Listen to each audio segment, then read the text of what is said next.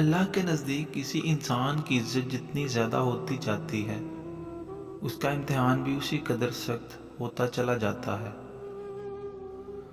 اچھے لوگوں کا تمہاری زندگی میں آنا تمہاری قسمت ہوتی ہے، اور انہیں سنبھال کر رکھنا تمہارا ہنر ہوتا ہے۔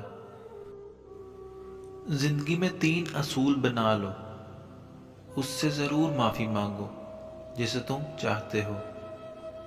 اسے کبھی مت چھوڑنا جو تمہیں چاہتا ہے۔ اس سے کبھی کچھ نہ چھپاؤ جو تم پر اعتبار کرتا ہے۔ جس نے تمہارے ساتھ برائی کی ہو، اس کے ساتھ احسان کر کے اسے بدلہ دے دو، کیونکہ احسان بد زبانوں کی زبان بند کرتا ہے۔